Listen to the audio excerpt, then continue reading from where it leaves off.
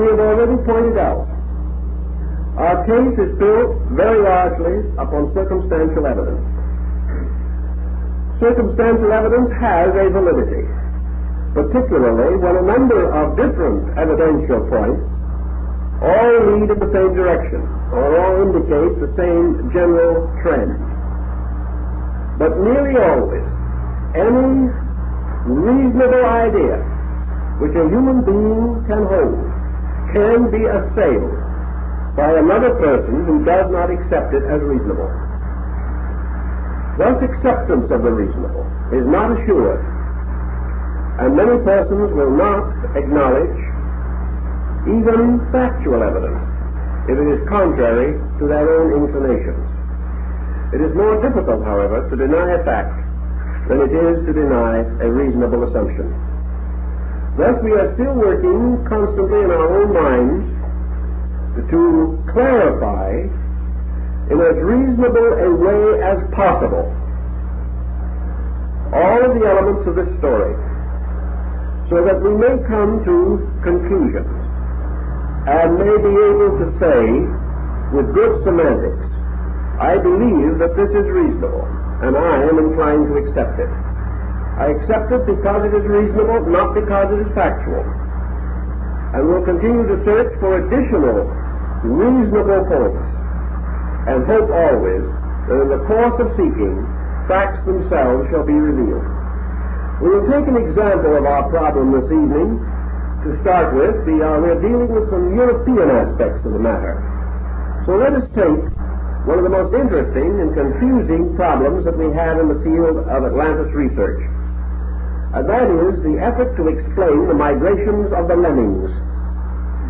Now, the lemmings are a small rodent-like animal, about 5 inches in length, very similar to the American field mouse. The lemmings inhabit northern areas of Western Europe, and normally they are like our field mice, rather difficult to find and not apparently over-plentiful. But periodically they increase tremendously in number, and on an average of from 4 to 7 years. This figure is not irregular. We have migrations of lemmings, migrations that are a little reminiscent of the story of the bird migrations at our mission of San Juan Capistrano.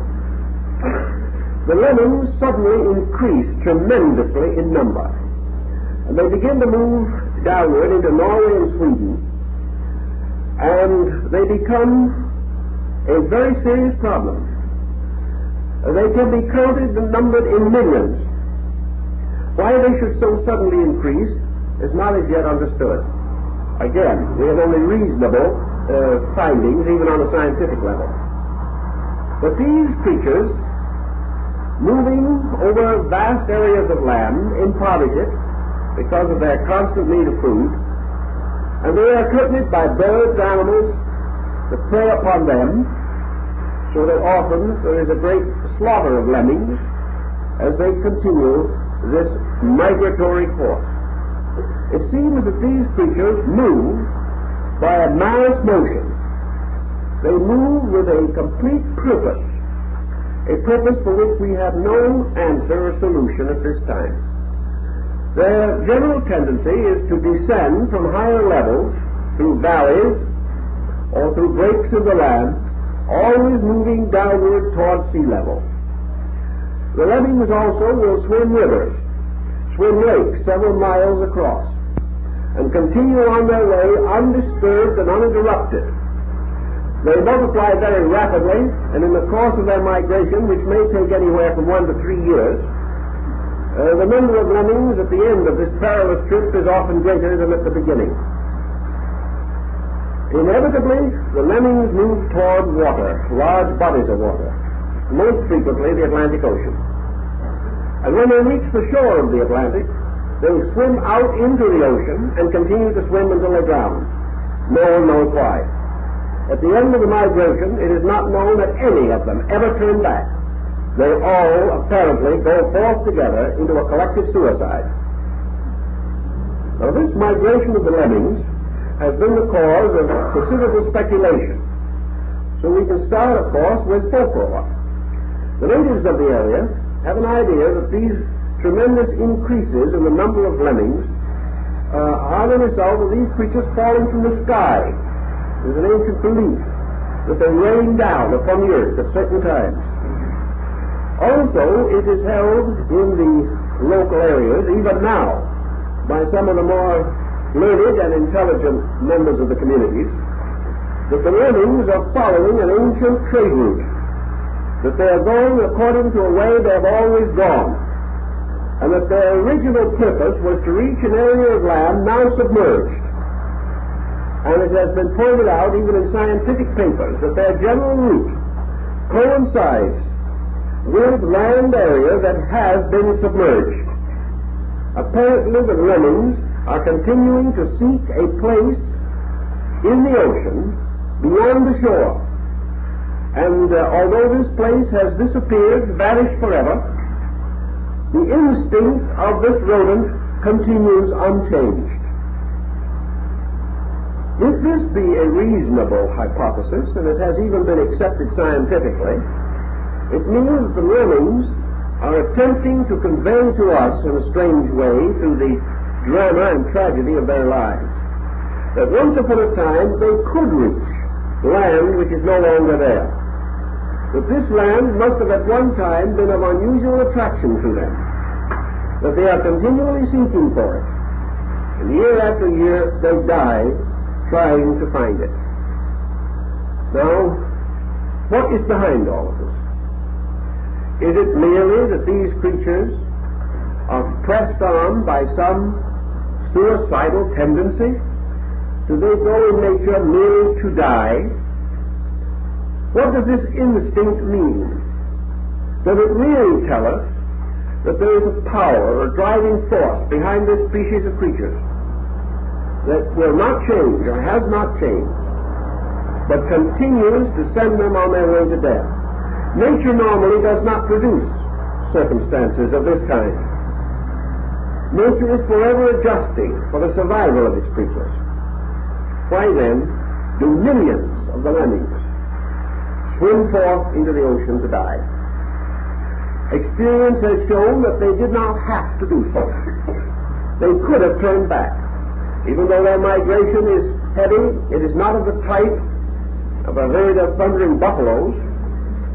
They are not forced by the back pressure of their own kind to drown. Any time they could stop. Any one of them could have survived the entire catastrophe, but no, not one of them does. What is the answer? This has been advanced as indicating the migration of creatures otherwise to be noted, where a distribution shows that at some remote time there must have been land bridges between continents now completely divided. That these land bridges resulted in the general diffusion of creatures. These creatures change somewhat, but not necessarily totally. It is assumed, therefore, that the lemmings are following an ancient route that was a land route at the time of the Miocene period, that they have never been able to overcome the instinct to follow an old order of the earth's arrangement. And perhaps the reason why they have continued is because they have no means of common communication. Not one can come back and tell the others. Therefore, each discovers only by dying. It is a strange and remarkable story, but it's one of the facts that tells us apparently that these creatures have always expected to find land, that they did not expect to die. So the instinct that drives them may be of psychological importance. We have no way of knowing whether the lemmings have the folk consciousness on a lower level that we recognize in certain human culture groups. In any event, their strange little pattern, locked within their own primitive structure, is this seeking of another land beyond the water. We know that they have not been influenced by Ignatius Donnelly or anyone else. They are not seeking because of Colonel Churchward or because of any modern writer. They have not even perused the Timaeus and Critias of Plato. They are merely obeying something, obeying a force that is irresistible. The same force that probably at one time did permit them to wander into other regions and perhaps ultimately breed into what we call the American field mouse. Whatever it was, this is another natural relic which seems in many ways to be more reasonable than human thinking, because we are dealing now with something totally apart from the attitudes of human beings. In the distribution of the Atlantic continent, as in the idealistic reconstructions thereof, we also observe what might be termed the eastern end of the Atlantic Bridge. This eastern end seemingly extended reasonably to the north, certainly including much of England, and perhaps further into the Scandinavian area. Whether this was a continuous area, or whether there were islands and a land bridge at the northern end, we do not know. But Atlanta seems to have been bound to Europe at one time along the entire coast, from what we now call the Scandinavian countries to the western point of Africa. It united with what is now Spain and Portugal.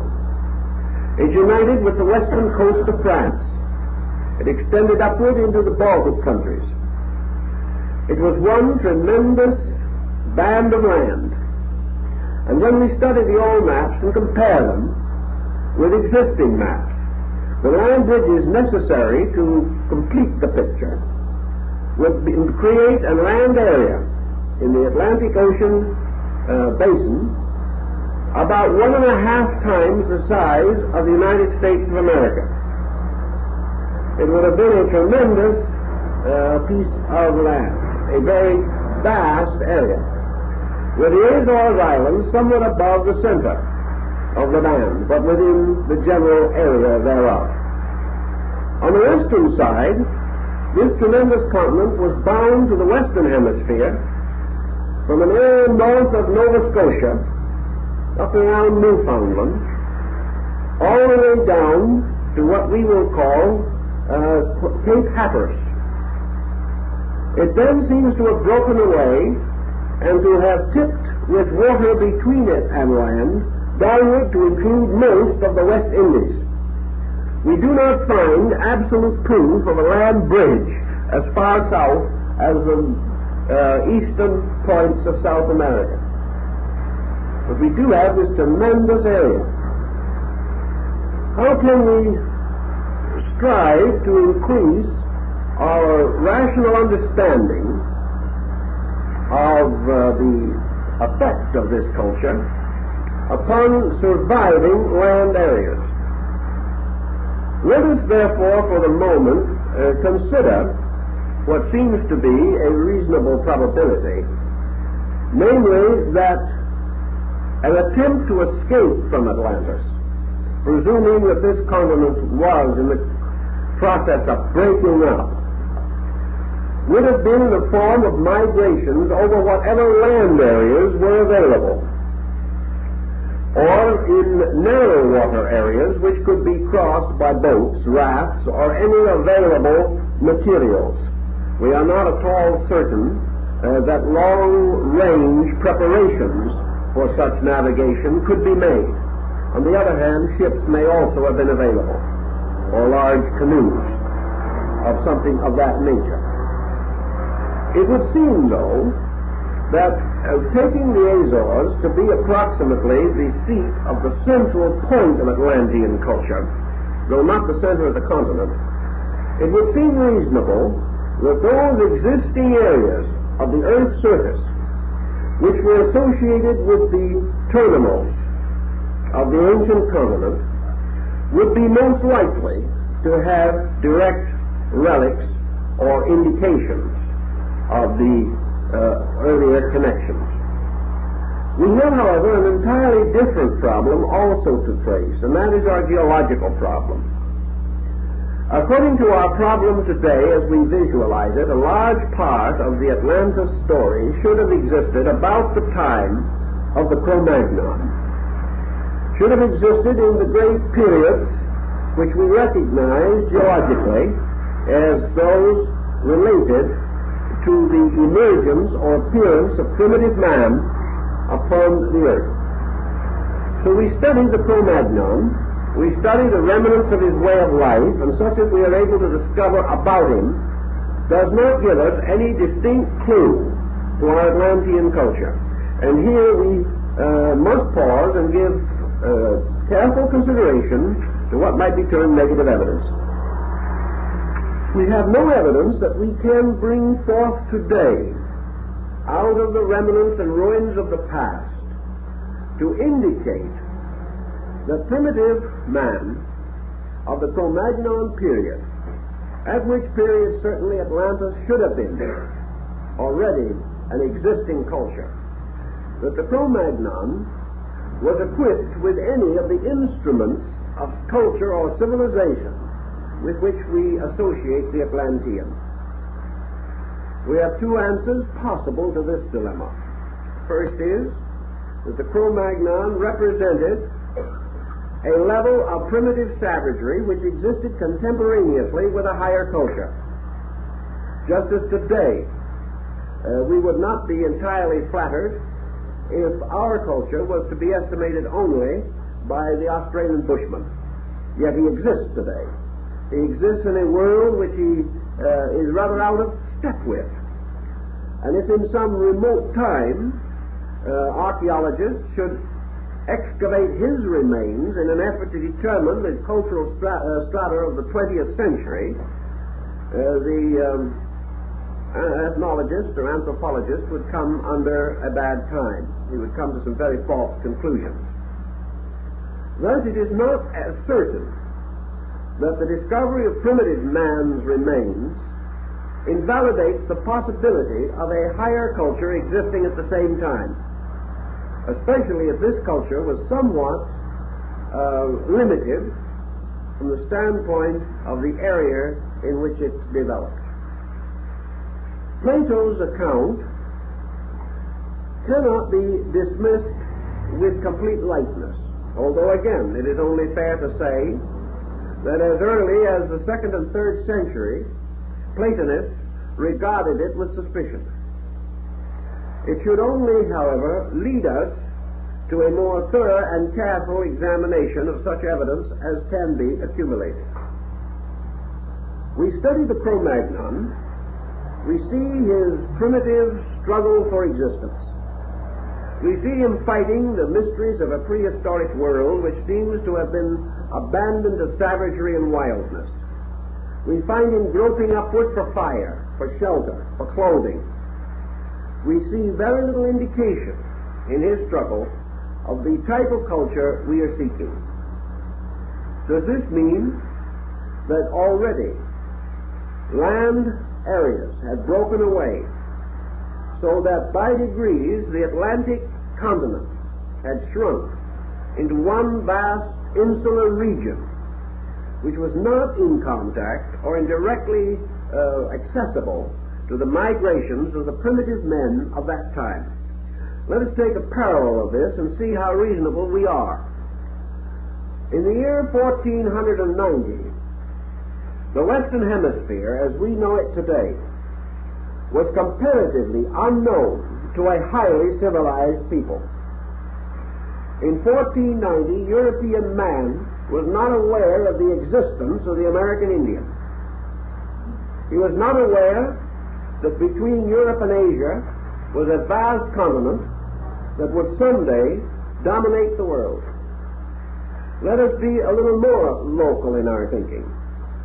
Down in Central America, your Aztec, Maya, Toltec culture had practically no awareness whatever of the Plains Indians of North America. These nomadic tribes also seemingly, for the most part, derived very little from comparative proximity with the Aztec, Maya, Toltec cultures. The only point where they seemed to meet and mingle was along the banks of what we call today the Rio Grande. In other words, your New Mexican Pueblos, your town-dweller Indians, your Hopis, Zunis, are the ones which show the mingling of these two cultures. But not far away, other Indian tribes seem to be comparatively unaware that a great, highly cultured civilization lay to the south. The empire of Montezuma was one of the greatest empires the world has ever known. Yet Montezuma knew nothing of the existence of Europe. Therefore, as late as the 15th century of the present era, 1/3 of the world was unknown to the balance, with a few exceptions, a few individuals who had one or other way of greater contact. But these very individuals were ridiculed for their belief that such a thing could exist. Our American Indian is the victim of this misunderstanding, for the early explorers named him the Indian because they thought he was an East Indian and that they had reached Asia. Now, if this could happen in a civilization that could give us the greatness of Florence, of Rome, the magnificent temples and palaces of the Near East, how much more so could this have occurred thousands, perhaps 50,000 years ago? Thus the fact that areas were not commonly known and that various levels of culture, or lack of it, could have existed contemporaneously is not disproved. We therefore have certain negative findings, but they are not conclusive in any way. They only indicate, perhaps, that, as has been generally suspected, the Atlantic catastrophe took place over a very long period of change, during most of the Pliocene age. That therefore, by the time that what we call the Cro-Magnon had made his appearance, some of the land bridges had already disappeared. And the primitive man of Europe had no means of reaching this larger world outside, or this tremendous complex of culture located upon its 10 islands, or upon its continents and islands. This will fit also, to a large degree, into our previous concept, namely that certain cultural motions from Atlantis may have rescued the Cro-Magnon and have started him on a way to culture for which we have at this time no adequate explanation. What happened between the Cro-Magnon and the rise of Egypt? Here is an absolute blank. We have a man crawling around, fighting saber-toothed tigers. We have him living in a cave, mumbling raw bones. We have him struggling to perfect the stone axe. We find him scratching in unintelligible glyphs upon rock and fishing with bone fishhooks. We have him striving for fire and finally attaining it, and his principal instrument of defense being a rock, which he apparently tossed with some success at monsters that have since disappeared. We are not sure, however, that he was responsible for their disappearance. He probably missed most of his targets. Then in a short time we find the rise of the first dynasties of Egypt. We find a literate people, a scientifically cultured people. We know nothing about what any man was doing 10,000 years ago. But 7,000 years ago he was building pyramids. What happened between? What suddenly moved this mysterious missing link of Gabriel Max into what we call the pattern of progress? Something must have happened to it. Yet we have no record of what did happen to it. He and his surviving forms, primitive peoples of today, have no adequate record except the myths which we have already discussed. Yet something definitely did happen. Whatever it was gradually moved man with incredible rapidity from savagery to a socialized state, which already was admirable when history as we know it begins. The great Assyriologists, the great Egyptologists, the great sinologists, none of them have any answer. They do not know what the force was that tipped man into a state of rational existence. This mystery perhaps is concealed in the biblical account of where the Adamus, or the pre-Adamite man, was suddenly endowed with soul, became a living soul, capable of thought, capable of conscious growth. The circumstances are dim.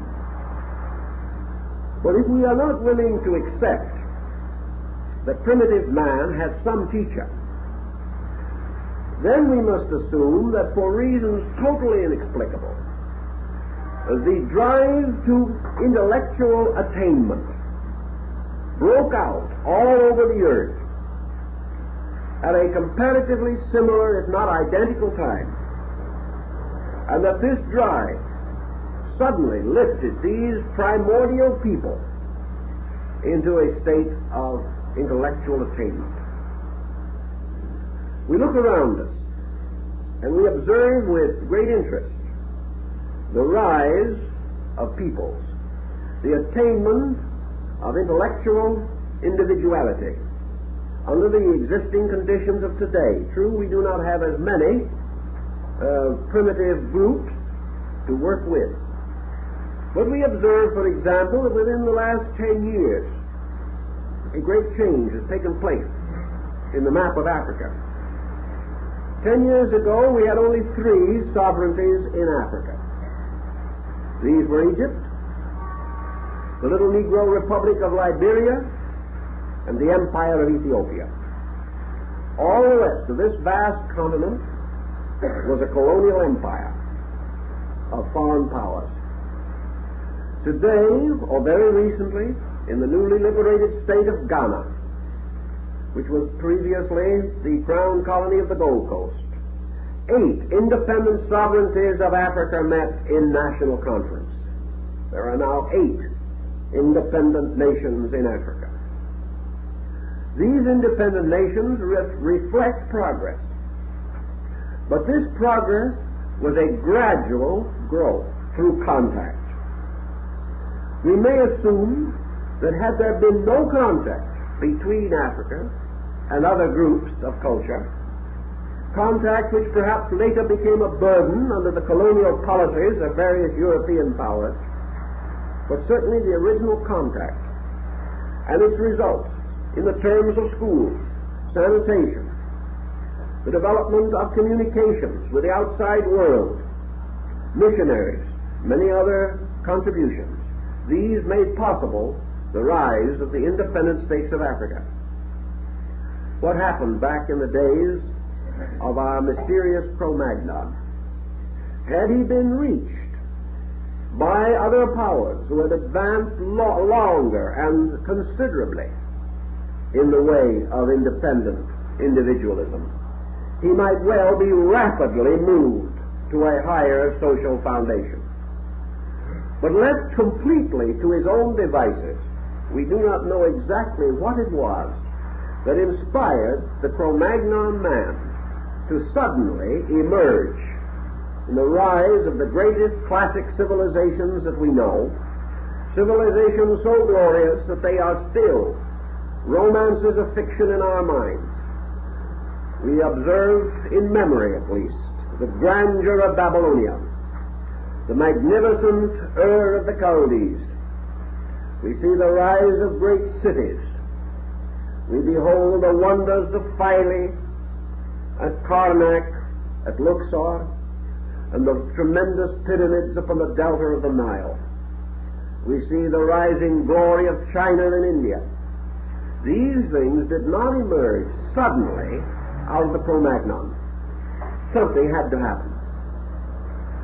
He did not have a long enough time, and more interesting, had he developed these things of his own accord and in his own simple way, we would have locked in the earth, locked in the stratas of geological formation, and in the human artifacts, the unbroken record of these changes over long thousands of years. We do not have them. We do not have the evidence of the super Cro-Magnon. We do not have the indication of this man suddenly becoming the astronomer, the scientist, the physician. We do not find rising in him the vestiges of great theocratic states, the rise of knowledge. We do not find in him the seeds of reading, writing, and arithmetic. What happened? Until all these questions are satisfactorily answered, in some way, we have a right, from a reasonable point of view, to ask the questions. And we also have a right to advance as reasonable, but not factual, such explanations as may contribute most directly to the clarification of this difficulty. There seems to be only one possible answer. That is, natural answer. If we do not wish to ascend into the entirely rarefied atmosphere of mystical speculation. The most common reasonable answers are usually the correct ones, and the last to be found. And these speculations would indicate that a wise young man who grew up alone and became a scholar must have known someone who was.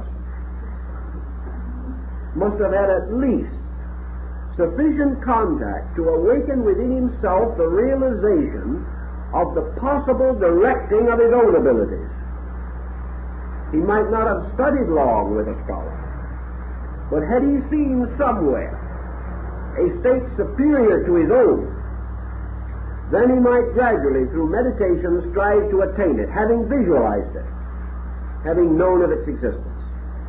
But without even the possibility of such awareness, it is unlikely that he would move very rapidly. And it is very interesting to note that the story of man's rise on this planet, as far as it is reported, is phenomenally rapid. And that much that we can hardly understand or appreciate took place within a few thousand years, whereas other processes in nature took millions of years. Thus, the possibility of the existence of the hen before the appearance of the egg comes to our thinking. We, of course, can fall into Aristotle's problem of regressive evasion, because that previous hen requires a previous egg, which in turn supposes a previous hen, and we can go back beyond any point we wish to even imagine. The natural answer is, however, that somewhere man did have a period of growth sufficiently long to explain in terms of evolution his gradual attainments and his reasonable growth from infancy to maturity as a creature. And that this particular pattern of growth has disappeared, so that we are no longer able to rescue its proportions. We can see only certain effects of it, but its own substantial nature completely eludes us. Atlantis offers a possibility, and it is also quite certain, as we have said before, that Atlantis represented a period, an epoch, in the development of world cultures. General Furlong, in his Rivers of Light, attempts to show the rise of the great cultures of mankind, particularly as these refer to the seven principal streams of religion. Looking over his long and intricate graphs relating to this procedure, we observe that the general is in exactly the same dilemma. He suddenly discovers in the background of things the altars of the seven great gods, or of the seven great ideas, which later arose and developed and became systems of theology, which by their minglings produced philosophy, and these minglings with religion finally resulted in the emergence of science. General Furlong can take them back so far. Then his charts dwindle out. And in his work he is unable to identify the origin of one of the 7 streams with which he is concerned. They suddenly flow from hidden sources. Once they appear, they are the wonder of the ages. But where were they before they appeared? For in the intervals involved, there is no time for their maturing. On one side of this dark curtain of history, a primitive man, unlettered, unlearned. He steps through the curtain like the prologue of a Shakespearean play. Behind the curtain, he is a savage. He steps through, takes a bow, he is a gentleman. How did it happen? It is not wise to assume merely magic. It is much wiser to assume that something happened which we do not know. Paracelsus said a miracle is only an effect, the cause of which is unknown, but the cause must be equal to its effect. And what produced civilized man must be equal to what it produced. This we do not know. We have no way of estimating. So we circle a little bit around the European end of this great bridge to find out, if we can, what was happening. One of the things that strikes us, as O'Brien points out in his Round Towers of Ireland, is a remain of ancient masonry in the Emerald Isle. These strange towers that look almost like Egyptian obelisks, except that they are circular. These towers belong to a kind of architecture which today is tied into the most elaborate folklore and legendary among a people who have become synonymous with folklore and legendary. The builders of the Round Towers of Ireland, O'Brien opines, might have been Buddhist monks. For there is a record that Buddhist monks from Asia reached Ireland at a remote period. Lord Kingsborough, in his great work, The Anacalypsis, also takes it for granted that Asiatic migrants reached Ireland at a very ancient time. How long ago? We do not know. And as we mentioned earlier, the various schools of archaeology are in no common accord as to the primitive remains in Ireland and in the north of Scotland. Another interesting group presents itself to us on the plains of England, where we have the strange mass of stones which we call Stonehenge. This is called a Druid temple, and we've heard it until we have come to believe it. Actually, the Druid remains and records, as preserved in the Welsh records and legends, and in the account of Taliesin, and even in the reports of Caesar, the Druids at that time used Stonehenge because they regarded it as a monument created by the gods of previous ages. The Druid records tell us definitely that the Druids found Stonehenge. They did not create it. They are much like your Aztecs of Mexico, who found the pyramids of the sun and moon, but did not build them. The stone used in the quarrying of the rocks of Stonehenge has been also a subject of great discussion. Some say that it was precipitated through the air by spirits. Well, that is helpful. And we are reminded of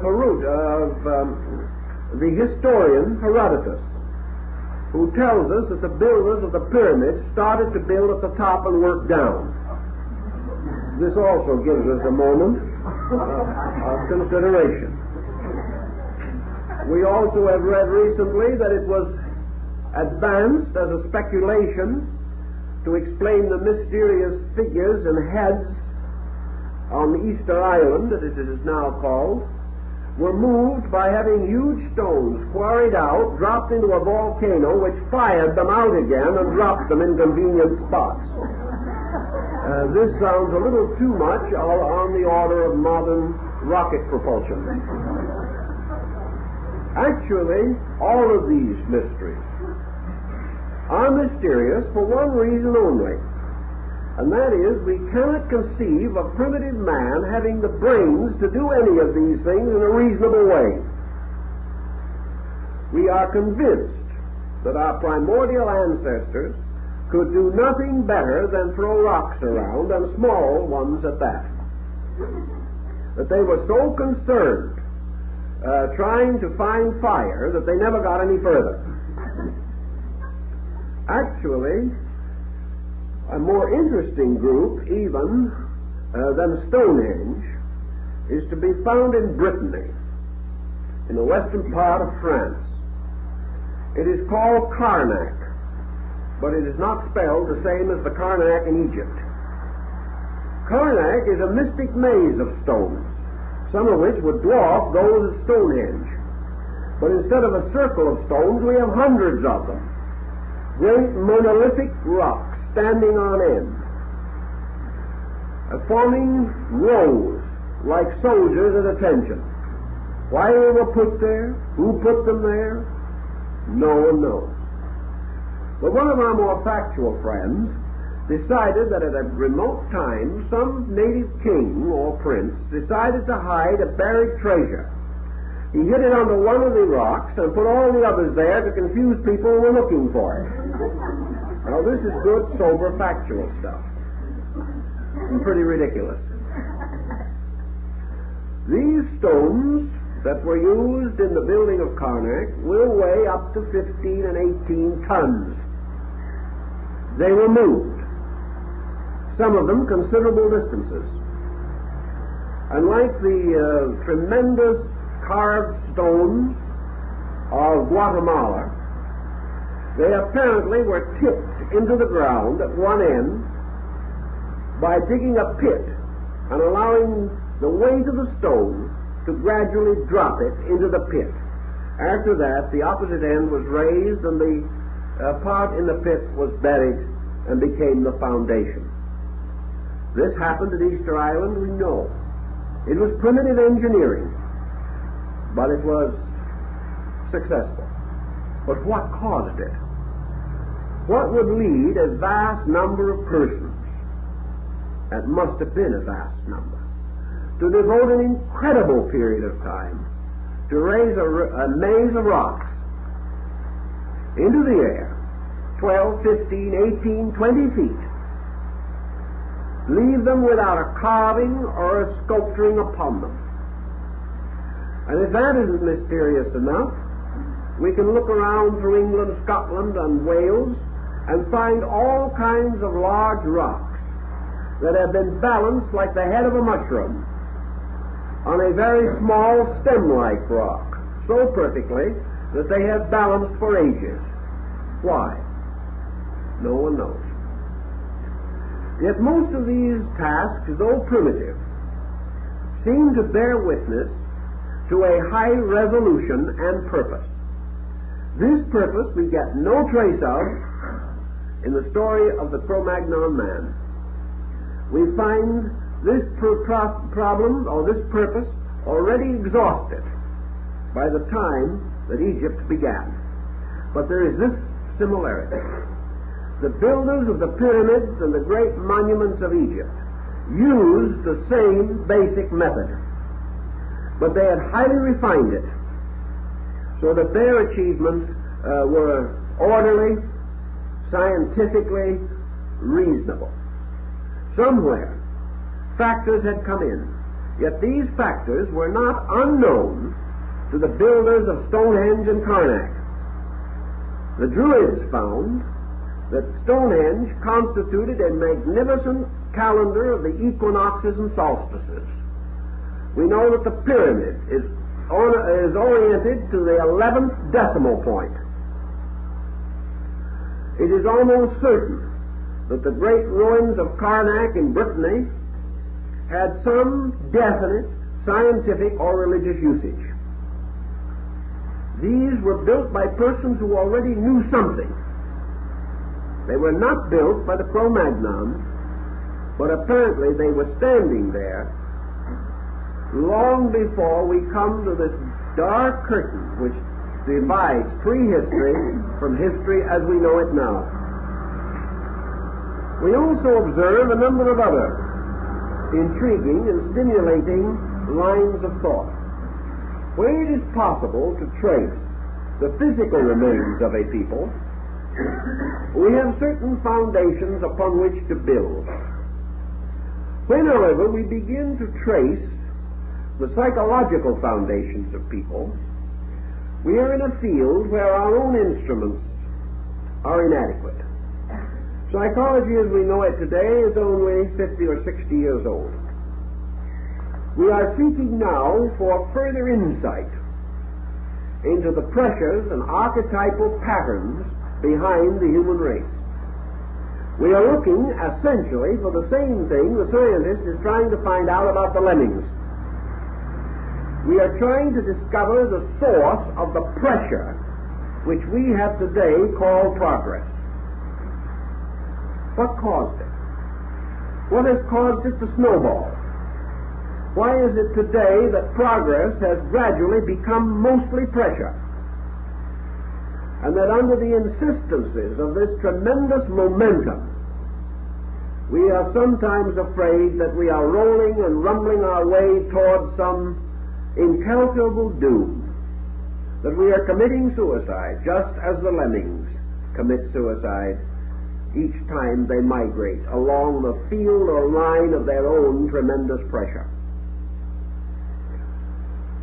This pressure seems to always be present as a result of a cause. We may like to assume that man's pressure began totally within himself. But every experience that we know tells us that there must be two kinds of pressure. One is pressure from within, and the other is pressure from the outside. That from one type, the first pressure, we discover the existence of energy resources, of power and of will. We discover that under stimulation, under incentive, as we call it, man has an incredible reservoir of potential. But that this potential is only released when necessary, when conditions demand it, require it. And it prefers to be released sequentially, each step leading naturally to that which follows it.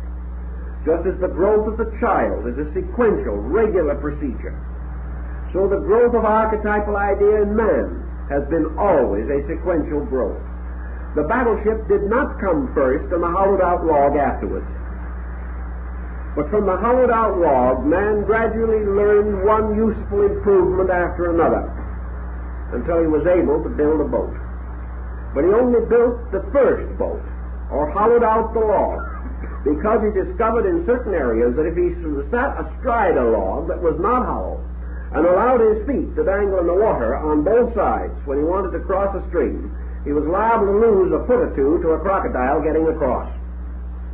He found it necessary to protect himself against the dangers in the water. Therefore, he gained the idea of gradually lifting his feet out of the water and finding a place for them either on or in the log. And out of that gradually has come a procedure which has led to such great ships as we have today. Ships that are the inevitable development of sequential pressure within the incentive and inventive faculty of man. Therefore, the Egyptians, or the earliest culture groups in the valley of the Euphrates, India and China, that emerged with powerful cultural patterns, emerged because of incentive and because of a long period of experimentation. Now we look back upon them and we say, but after all, they may not have needed this period, because actually so many of their achievements were simple in comparison to ours.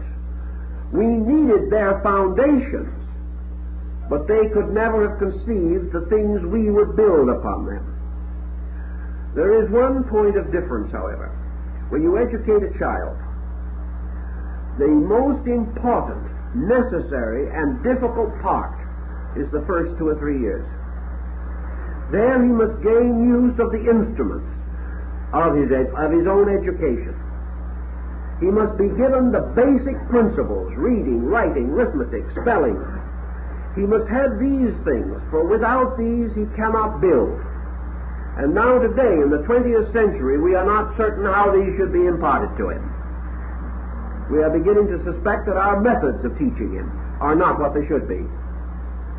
Therefore, primarily, the great basic discoveries required the most enormous pressure of all, required the most powerful incentive, and some kind of judgment upon incentive, by means of which the early course of knowledge could have been clarified. We can send any child to school today, but only because there are 7,000 years of educational formula behind us.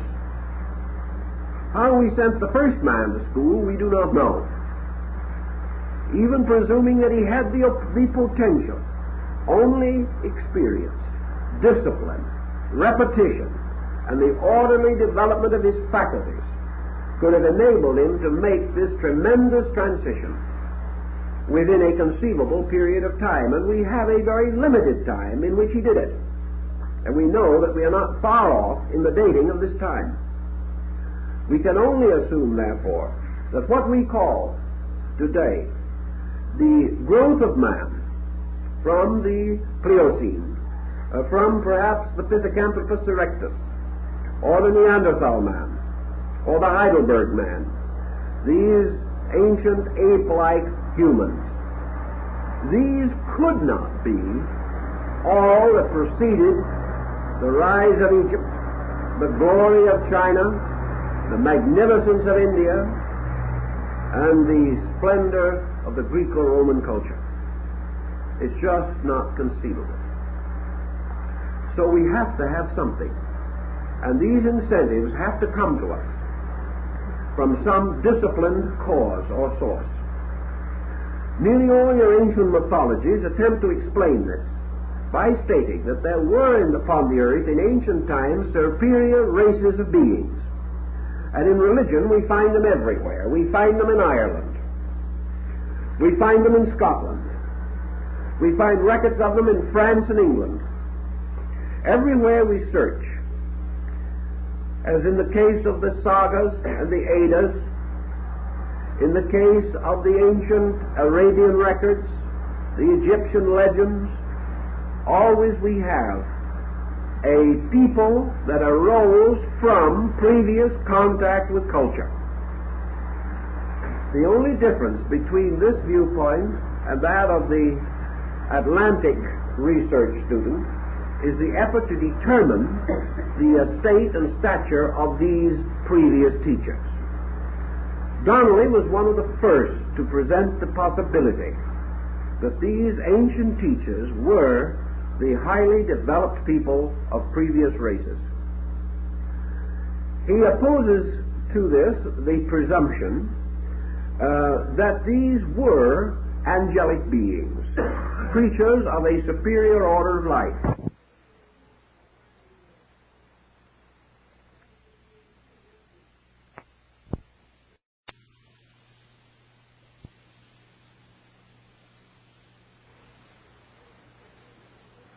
Many mystical groups take it for granted that there were in the earth in the ancient times superior orders of beings that were not human, that were the teachers of mankind.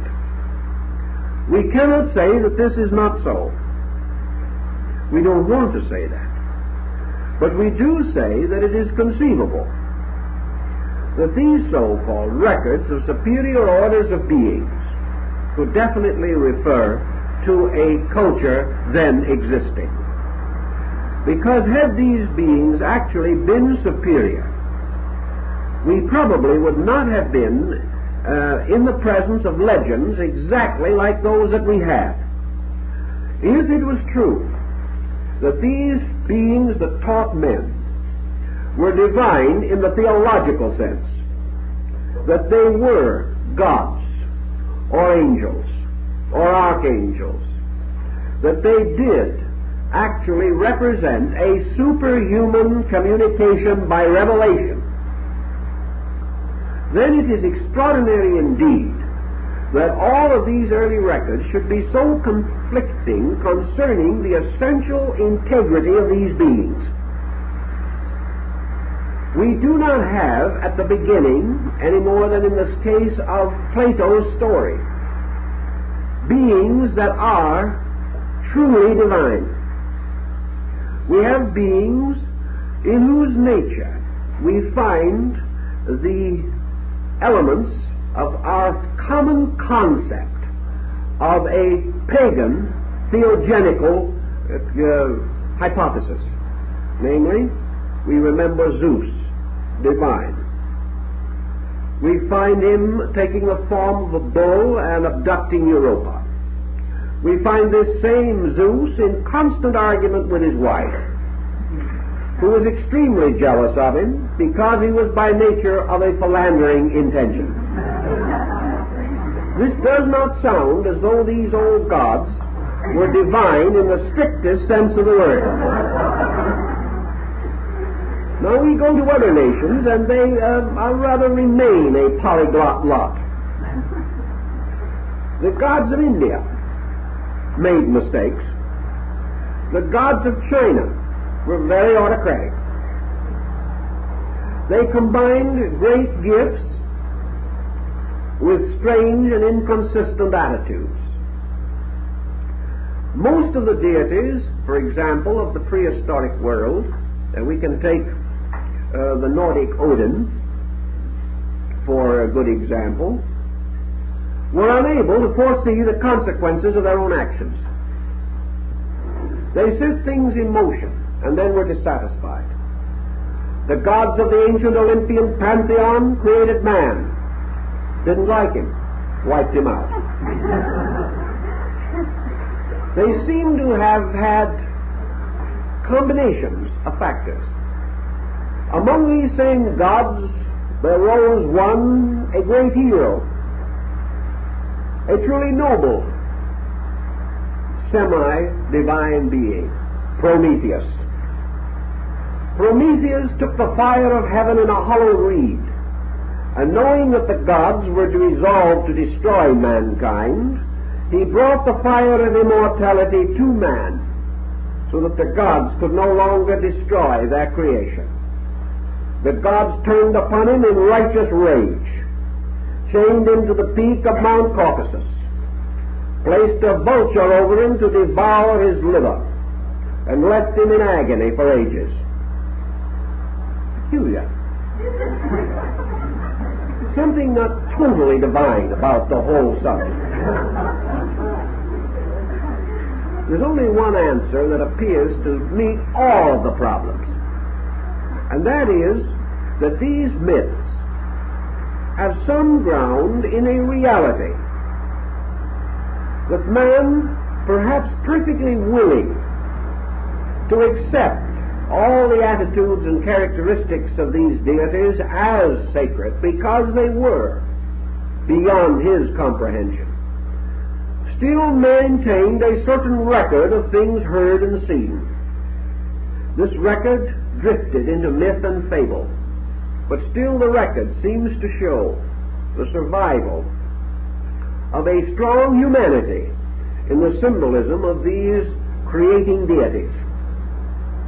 That these ancient pantheons could well have represented great colonizing powers.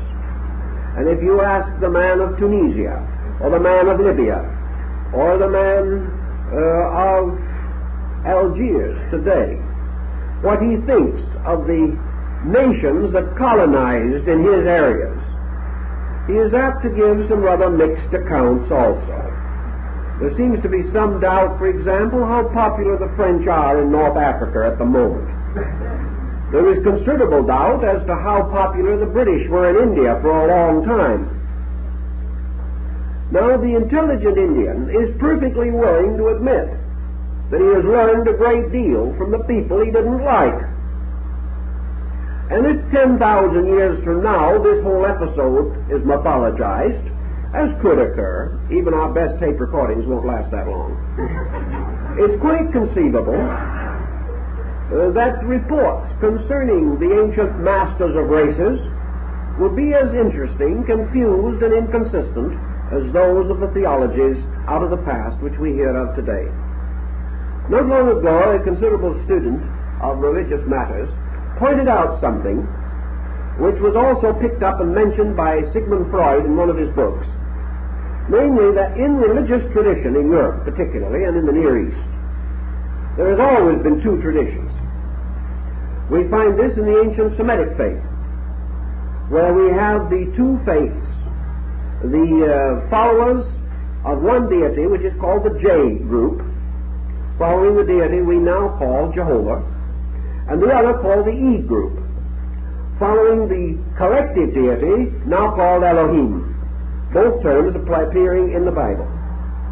It is quite possible, however, that although the names have since been confused, the two distinct systems of religion were originally involved. Freud thinks so. Others have also discovered a very important thing, that from the earliest religious records that we know, two religious systems have been in conflict. One is essentially monotheism, and every religion has at its root the worship of one invisible God. The other is polytheism or pantheism, the veneration for secondary deities. These secondary deities in many instances gradually obscured the primary divinity. But wherever we had the Greeks worshipping their Olympian pantheon, we also had them worshipping a secret and hidden god unnamed, superior to anything in that pantheon. And the answer might well be that originally man had a concept of an essential religion, and that this religion continued, but upon it came gradually the engraftings of the hero lines and the mythological lines due to semi-historical records. But by degrees, the ancient teachers, the colonizers, the master race of that time, became confused with deity. But the confusion was never complete. Always the concept of the one, unchanging and eternal deity remained. In the Scandinavian rites we have Odin, the most powerful of the hero gods. But behind him is another deity, unnamed, only known as All-Father, All-Father, the Great One, the one in whom even Odin's power was as nothing. This All-Father, the one behind, disappears almost completely in the great age of legendary, but it is still there. So it is quite possible that what we term our colonizing continent gradually came to be confused with gods, that the mysterious heavenly world became identified or identical with the golden city of Atlantis. This was the city of the Golden Gate, the city four square. This was the wonderful heavenly city, perpetuated and remembered in most myths. But it was not necessarily the divine city, because ancient peoples, certainly Plato, was well aware that the Olympian gods were not the creators of the universe. He tells us so. He shows why it is mathematically impossible that they should be. He places them, therefore, on a lower level, giving them creativity over certain departments of life, but not the supreme department. The identification of the gods with stars, and the gradual development of the concept that these stars represented arts and sciences, systems of culture, and later the seven parts of the soul, and finally the sensory perceptions of man. All of these ties seem to point out that we are dealing with more than one level of ancient tradition. So we have in religious tradition as we know it not only a universal account of the deluge, but also the fact that this deluge swept away not only a mortal world, but an order of gods. In the Nordic mysteries, for example, the destruction at the Götterdämmerung, the twilight of the gods, was not a destruction of the world, but of the gods. And it is inconceivable that this strange, sad, melancholy story of divine beings who were not divine, of gods who were selfish and tyrannical, of deities who brought down upon themselves a common ruin, the selfishness of the Teutonic Wotan when he makes his and breaks his pledge to the Nibelungen, his effort to steal the ring from Fafnir, and all of the subterfuges involved in this story, leading finally to the destruction of the gods. If they were truly gods, they could not be destroyed. This destruction, therefore, obviously relates, if it has historical foundation, and most legends do, for mythology is the history of prehistoric time. These relate to a people regarded as sacred, held to be divine, but nevertheless subject to evil, subject to death, and subject to the ultimate dissolution of their civilization. The moment we begin to think in these terms, we begin to put together pieces that will be of considerable value to us. We know also that if the Atlantic pattern gained control of European thinking, that there should be old vestiges, old remains that would tell us something about it. We find evidence supporting this concept in Andalusia and in certain areas of Spain. Also, we know that on rare occasions there are tides on the western coast of Spain. These tides are most extraordinary. They occur only at rare intervals, but under some conditions it is possible to walk dry-shod as far as 7 miles out from the normal shoreline. There are very rare tides of this kind. These were the types of tides which in the Mediterranean area resulted finally, as it is said, in Aristotle committing suicide because he could not explain them. In any event, searchers for Atlantean vestiges have gone out at these low tides to look to see if the sea had concealed anything. 6, 7, 8 miles off the coast of Spain, human artifacts of a high order have been found. These artifacts are totally different from anything relating to the historical background of Spanish archaeology. They represent symbols, figures, designs, mostly in bronze and ancient metals. And it is now estimated, therefore, that these bronze remains must be as old, if not older, than what we call the Cro-Magnon today. Yet we have no record that he worked in bronze. It would be incredible to us that he did. In the Sahara Desert have been dug up examples of tempered bronze, tempered so successfully that a real cutting edge could be achieved, a strong edge, a useful edge. Yet the tempering of copper has only been discovered in comparatively recent times.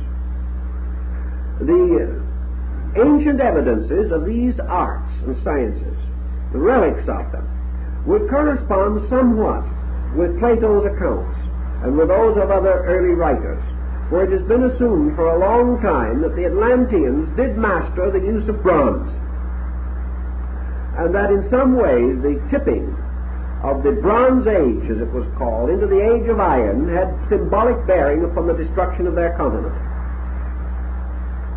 All of these relics, however, are not as really interesting to us as, for example, we know from ancient mythology that among the kings of Atlantis there was one that ruled a state on the extreme eastern end of that continent. And in the old mythological records he is called Gades, and he was one of the members of the family of Atlas. Gades is remaining to us. We know who Gades is now, or what Gades is. It is the city of Cadiz in Spain, named for him. He was an Atlantean king. How did the Spanish city come to pick up this legend? Why do we also find in the area around this city extraordinary examples of volcanic upheaval and evidences of ancient culture far earlier than anything to be discovered in more distant parts of the same country? Bit by bit, these things have to be fitted together. But all the fitting tells us one thing, that somewhere in the background there were many myths, many legends, which have resulted in the naming of ancient areas. And that this naming of ancient areas seems to show a broad knowledge of something. Some years ago, a man named Preston, in his work, The Great Pyramid, a book on the Great Pyramid, New Light on the Great Pyramid. I guess his name was Parsons, not Preston. But in any event, he brings into his book something that is quite intriguing. He shows a map of the world, the astronomical map, laid on the terrestrial map. He makes his contact by tying the celestial constellation of the Nile with the terrestrial Nile, assuming that at some remote period the heavenly map and the earthly map coincided, following an ancient belief that there is, they say, a flower in the field for every star in the sky, but more particularly these great land areas. If you fit the celestial map over the terrestrial map, as the Chinese did in their famous bronze terrasphere on the wall of the observatory in Peking, which was taken to Berlin after the Boxer Rebellion but later returned, you find that the heavens placed upon the earth give us some very interesting things in the line of correspondences. If we do that, the constellation of the Great Bear falls over Russia. Why? No. The constellation of the Eagle falls over the United States. The great constellation Serpiens falls over Central America, where the worship of the serpent has been noted for ages. All parts of this terrestrial celestial correspondence map seems to indicate that the creators of the star groups had some kind of a knowledge of geography, that they were not unaware that there were land areas, and that at some prehistoric time these land areas had been reached or charted. How, we do not know. We know also that Plutarch, in his Voyages, describes a Greek expedition. The description, the detail of this description of navigation was analyzed mathematically in terms of the sailing of boats. The modern analysis was made within the last 50 years to try to find out from the detailed description left by the ancient Greek navigators where they had gotten to, allowing for their own measurements of how many equivalents to our miles they sailed in one direction, then for so many days in another direction, and following exactly as far as possible not only their course, but at the end what they found. It would seem that these Greek navigators at a very ancient time navigated as far as the St. Lawrence River and went up that river, perhaps as far as a boat could go. That they would, and then also traveled down the coast of America. We have no authentic records of this, except this record, which was then held to be purely mythological. But taking the charts and measuring the journey, it seems that they reached that area. Now, we have no way of knowing what others have done. This whole idea that this half of the world was unknown depends entirely upon our own concept. Now, what kind of a people must we assume these Atlanteans to have been? Here we go into a whole group of possible explanations. From the standpoint of the diffusion of peoples and the remnants that today seem to bear witness to this ancient motion, we are apparently in the presence of a Mongolian people, what we would term something between the Egyptian and the American Red Indian, the Mongolian of China and Siberia. He seems to belong to this group of people. Therefore, it would be interesting to discover, if possible, where Mongolian blood can be found in Europe. Of course, we know approximately where to look for it, but this is a comparatively late mixture. We know that the host of Genghis Khan brought Mongolian blood to the back door of Europe, certainly as far as the Slavic countries, and that he and his descendants during the 12th and 13th centuries scattered Mongolian blood throughout Eastern Europe. But we also have a lot of other things to think about, namely the evidence that increases constantly that in the remote background practically every European stock has Mongolian blood. We don't like to go into it too much in detail, but there is evidence of Mongolian blood in Ireland. In the so-called 100% German Aryan, he is loaded with it. It is even quite abundant in the Latin peoples. It is present in Spain. And it is quite evident that it commixes in North Africa, producing a whole series of mixtures. Of course, it is all through Asia, so that Mongolian blood is to be found on both sides of the Western Hemisphere. And, of course, your American Indian also is a strong Mongolian, a point that has never been questioned. This diffusion, therefore, of ancient peoples, and the fact that these strains are consistently being submerged in most European countries, and that these strains go back much further than we generally believe. In fact, it is believed rather historically that the historical man whom we know as Odin in Scandinavia came from Scythia, and that he came as an Asiatic to Scandinavia. The Greeks claim that their Orpheus was an Asiatic, and the Egyptians say that their Osiris came originally from India. So all these things go back. And as we go back behind the rise of the great Anglo-Saxon Teuton complex of peoples, we find underneath, holding them up, this mysterious Mongolian Atlas who holds modern humanity on its shoulders.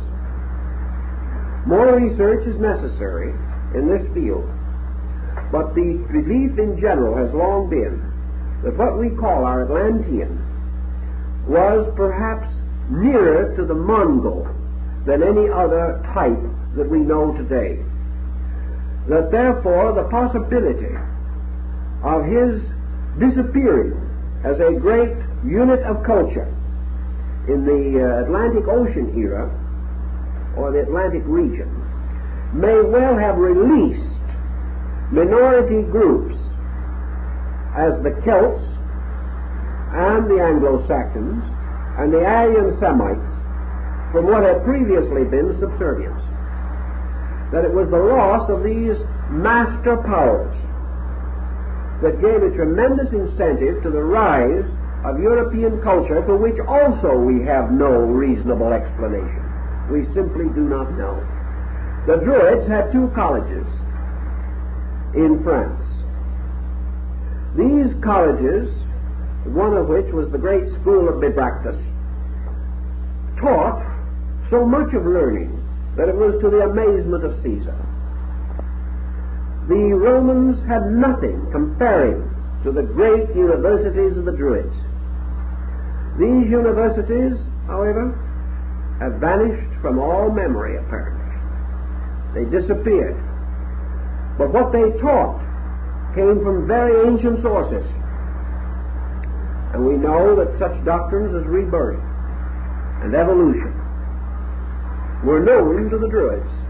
In fact, they borrowed money in one life and gave a receipt promising to pay it back in the next, which indicates a very high degree of faith, particularly on the part of the individual who accepted the note. Today, we trace most of these beliefs to Asia. Now we have another problem that's a rather pretty and subtle one. Assuming that Asia attained a comparatively high cultural level at an early period, and your Indian records might assume it, we must then explain our Aleutian Straits migrations and our Bering Sea migrations. At what time, according to the conservative men of the field, did this migration from Asia take place that was to populate the Western Hemisphere with its traditional red man? We have to look carefully. This migration must have occurred before Asia attained a cultural platform which we associate with its classical era. Had it attained its classical definition, it would have brought this information with it and would not have left the entire North American hemisphere as far as the Mexican border without a calendar. It couldn't have happened. These things would have come along. And also many doctrines would have advanced much more completely, and we would not have had a great culture like Asia producing a nomadic culture like our North American Indians. Therefore, our American Indian possesses the rudiments of Asiatic shamanism, but he does not possess it in a highly developed form. Therefore, he has to have brought it, the primitive part, with him, and had to have left the homeland before the more highly advanced part was known to his own people. Then cut off, theoretically, he could have been forced to grow slowly, achieving over a period of perhaps several thousand years the final culture which he attained in the great Iroquois League. If the Iroquois League lasted for 50 years longer, Europe could not have conquered America. This situation points out something else. Down further along our shores, in the Mexican, Toltec, Aztec, Maya complex, we have an entirely different people, structurally and racially. Here we have a people with a great culture, a culture that confounded Montezuma and left the early Jesuits that accompanied him speechless and caused them finally to reform their own calendar from that of Mexico. Here was a people that did not wander across the Bering Straits or the Aleutian island chain. These people came with an achievement. Had they migrated, they would have left their records from Alaska to Mexico, but they did not. Migration could not have been rapid enough in those days for them not to have left long, enduring records, the entire length of our coast. They didn't. They say themselves they didn't come from there. They say that they came from an entirely different area. They came from the east. If they came from the east, they did not come from any nation that we know of in historic time. And yet we have every reason from their calendar to assume that they arose in ancient time from a very highly civilized group. They were not Egyptians. They were not Phoenicians. They were not Assyrians, Chaldeans, or Babylonians. And certainly they were not Irishmen. They came from an entirely different cultural stream. This great Central American civilization arrived in this continent building cities, raising temples, creating buildings 2,000 feet long, pyramids with such perfect drainage that if you spill a glass of water at the top, it'll go directly to the bottom, orienting them as perfectly as the Egyptian pyramid. Yet they were not Egyptian. They were something else. They had a homeland. and a homeland which was rich in arts, rich in cultures. They came from the east, from great cities. Go back and figure the time when they came from there. Allow for the conservative concept of modern archaeologists. One thing is evident. They did not come from Europe since the Roman Empire. Or someone would have remembered them. Someone would have noted it. No people strong enough to have produced the great empire of Mayapan could have detached itself from the Italy of the Medicis or the Rome of the Caesars and not been remembered. We might say they could have come from some other area, such as Gaul. But at that time, these people were dressed in the skins of animals. They were not your Maya Empire. They could not have come in the days between the rise of the Roman kingdoms, 600 B.C. They did not come from Greece. There's nothing remotely Grecian about them. They speak no language that is known in the old world. They use no alphabet from Europe, yet they came from the East. Where? They tell us distinctly that they did come from the East. There is no other explanation for them. There is no trace of them coming down our Western Americas. They certainly didn't come from Patagonia. There is nothing that tells us that they could have come directly from Asia. They tell us themselves that they came from the East. Their great hero god, later, to follow the pattern, came from the East, from the land of the seven colors. Later, when Cortez came from the East, they declared him to be their god returned because he had followed the same route as their ancient peoples. These things tell us that this people arose somewhere this side of Europe and the far side of Mexico. They didn't come from the Azores. They were not the people of Madeira, and they certainly were not the ancient inhabitants of the West Indies. Where did they come from? Seemingly, we have no record. Within historic time, they did not come from Africa. They have none of the bloodstream.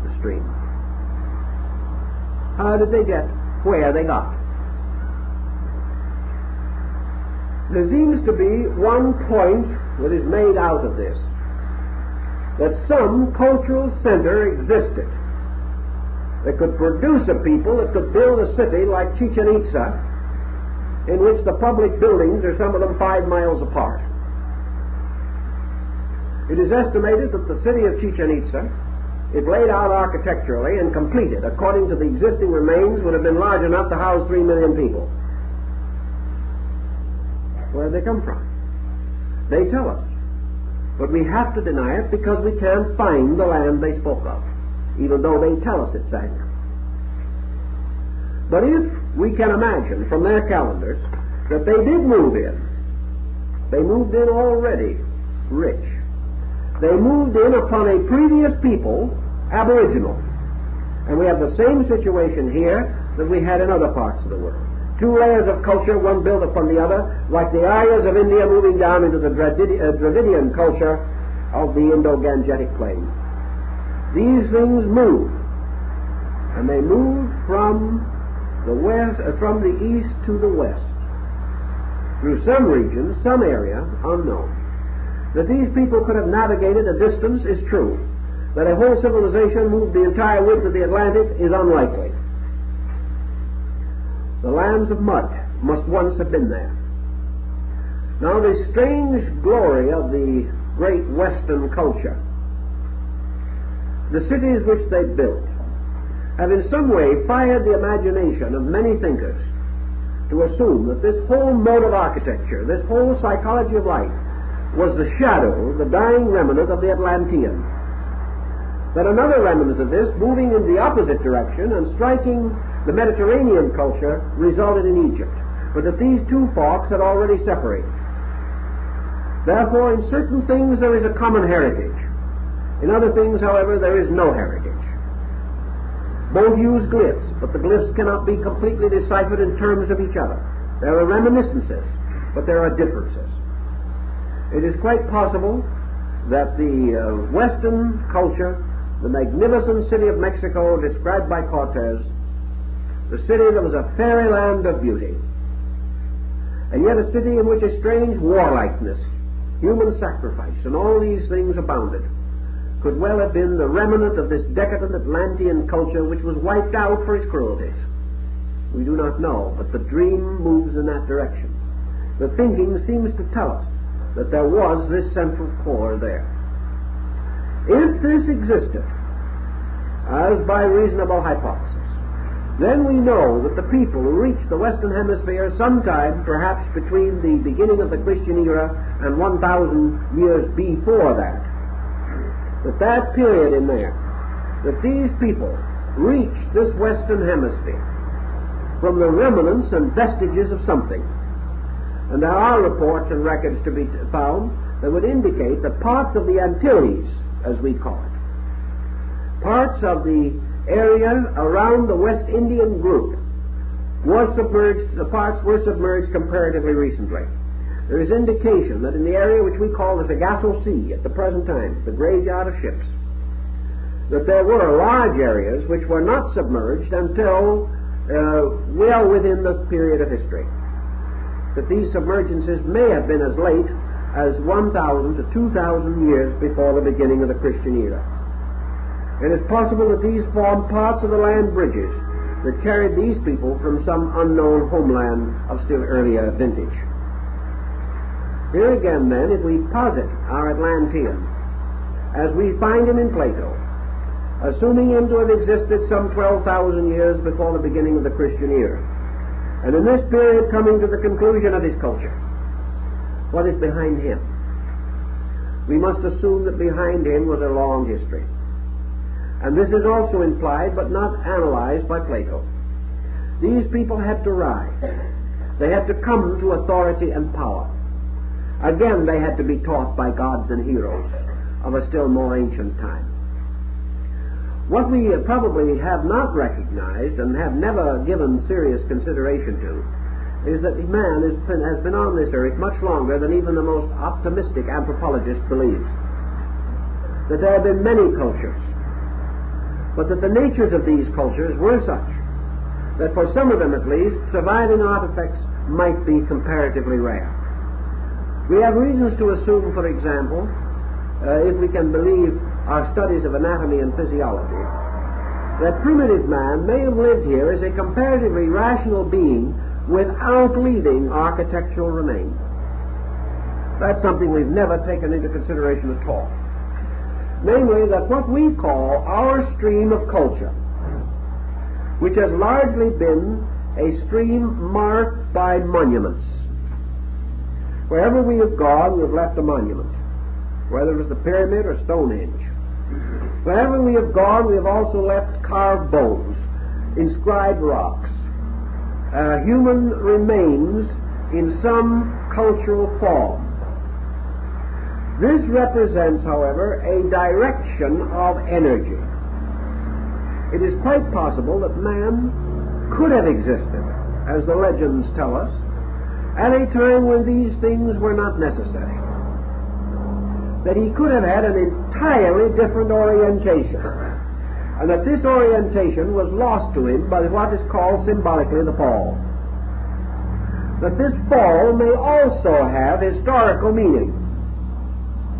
That it represents not necessarily the punishment of a crime, but a reorganization of man's powers, possibly going back, and this may psychologically have great importance in the course of time, to the beginning at which apparently the human being, together with most other creatures of nature, was hermaphrodite. That it was not until the division of the sexes that the intellectual polarization of man began to force him into an objective condition. This is indicated by most of the scriptural writings of the world. That therefore there came a time when man, who had been a peculiarly complete creature, and being complete, did not suffer from the psychosis which we call the need for civilization, had an entirely different way of fulfilling the consciousness instincts of his own nature. Particularly if we wish to assume, as the Tibetan does, that at a remote time he possessed an internal organ of orientation by means of which he had the power of direct knowing, and that this power of direct knowing lies at the root, giving or bestowing the primordial impulse by means of which all motion of knowledge as we know it had its origin. If this being possessed knowing, as Buddha points out, he would not have done in that state what man does now. In the first place, our entire motion has been toward knowledge and toward security. So survival and wisdom have been the supreme quest of man since the dawn of the motions of civilization as we know them. Had man at some ancient time possessed wisdom and known security beyond any question of doubt, he would have been and remained static in that state. Something had to happen. Something had to unbalance man's internal psychic faculty equilibrium, making it suddenly necessary for him to follow the admonition of Genesis, to go forth and to earn his bread with the sweat of his brow. Something had to drive him out of the paradisical region which was perhaps his primordial home. It is quite possible, therefore, that man, different of appearance, different of structure, different of texture, but still the seed from which modern man was to come, at some remote time possessed a total internal awareness, and that this total internal awareness has retired to become his unconscious, and that what we call evolution or growth today is this internal awareness breaking through slowly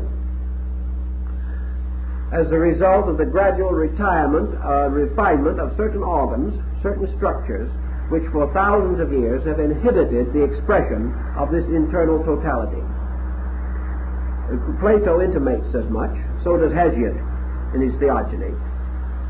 These possible explanations might also explain how and why the Atlantean mystery was possible in Atlantis. How at a remote time a culture which, according to Plato, once lived at peace and according to law, suddenly became lawless. As a result of its lawlessness, certain things happened. Cain, the fratricide, after he had slain his brother, went forth and became the builder of cities. This has never been exactly understandable. It could well be that it was the destruction of certain psychic content, or the suppression of it, which suddenly sent man desperately into the course he now knows, the course that has left behind it 7,000 years of historical empires, rising, falling, disappearing. And with all of this, man remaining essentially insecure. Had it been possible to assume this, we might then postulate that the Atlantis of Plato and the Atlantis of the demigods of mythology, the Atlantis with its huge monolithic monumental remains scattered about the earth, that this Atlantis was the product itself of a very long period of conditioning. That by degrees, as Plato says, here war was first discovered, here men first disobeyed. That gradually, in the course of the primordial development of a kind of specialized life on this planet, man passed out of instinctive control, such as was possessed by animals, but probably a higher and more intuitive form of it, and passed into this state in which he had to depend upon submerged intuition. And this submerged intuition became instinct. And he began to seek around him for the things that were really within him. And once he started this, we can understand why civilization galloped on its way, like some mysterious symbolic centaur, with the head and shoulders of a man and the body of a horse. This civilization, therefore, represents a special condition arising, making possible the gradual accumulation of artifacts. Prior to this, there may have been a being that needed no artifacts. As surely as there existed upon the earth in those days countless creatures, in addition to those whose fossilized remains are known to us. Only certain type of creatures could leave fossil. These did, but there were other forms that did not. The nature of man is not known for any of this vast background, and we do not seem to be catching up to him very rapidly. Thus, out of a long, dim background, the rise of an Atlantean culture can be hypothecated. We can see it emerging until it finally reaches a tremendous achievement. Now, the destruction of Atlantis may or may not be regarded as a moral incident. It is quite conceivable that this destruction went on over an incredible period of time. That perhaps at times the continent increased in size, at other times it decreased. A considerable piece of the coast of Chile disappeared in our own lifetimes. It made a couple of inches in the newspaper, that was all. We have no interest in these minor changes, unless we happen to live in them. But changes are continuously happening. Our eastern seaboard is changing constantly with a tendency to slowly submerge. It will not happen in our time or in our descendants' time. But if we look back upon this continent 100,000 years from now, it probably will not have the present shape. It is assumed as possible from existing conditions that 100,000 years from now, our Pacific coast will be inland. Here's an opportunity for further subdivision. But all these changes are forever happening. They happened in Atlantis. The continent was constantly differing in the formation and distribution of its allotments. But slowly out of it, there appears to have come a pattern of 7, some say 10 islands. And that these islands, including a comparatively large region, Posidonis, remain for a long time, perhaps suffering from problems not dissimilar from the Japanese islands, where population problems are acute, and where the peoples attempted to escape to the mainland in the colonization of Manchuria and helped to precipitate a very difficult political situation. What is going to happen to the Dutch East Indies? Who cares about Java unless you happen to be a Javanese?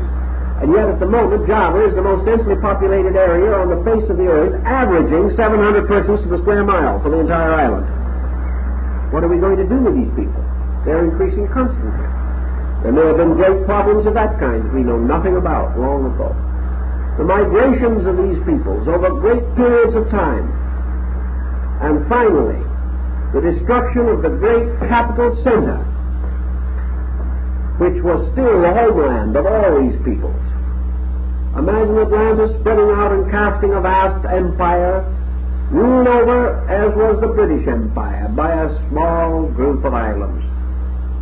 This island kingdom, this center, by its gradual destruction and its ultimate sudden annihilation, if we sit down and study it, analyze the possibility of migrations from Atlantis perhaps covering 100,000 years or 1,000,000 years, moving into various other areas, meeting ultimately with further later migrations of their own peoples, mingling with primitive or pre-Atlantean groups existing. Here we have a tremendously complicated history, a history that could touch 1,000 nations in 1,000 different ways, bringing one thing to one people and one to another. Some of these groups, like the American Indians, might have migrated from their homeland before the rise of Atlantean culture, so that little but myth, legend, and bloodstream remained. Others may have been among the last, and the first and the last meeting may have slain each other because they no longer recognized any kinship. It is all a very confusing and fantastic situation. And out of it arises a little isolated community like the Basques between France and Spain. People without a history, with an unknown language, with a completely and totally isolated culture, surviving. Other groups of a similar nature are to be found in other places, as in the Nilgiri hills of India. Here we have also records on our Latin American coast, particularly northern parts of South America, of blonde, blue-eyed Indians who flourished there 3,000 or 4,000 years ago. Who were they? Examination of their skulls remains most discomforting. Their brain capacity was equal to ours. Where did they come from? No one knows. We have to place behind our present anthropological and ethnological concept some proven pattern of human motion in a dark period before history. We cannot have nothing back there but the missing link. We cannot have nothing there but a hairy human anthropoid giving birth out of his own wisdom to Greek philosophers. There has to be something.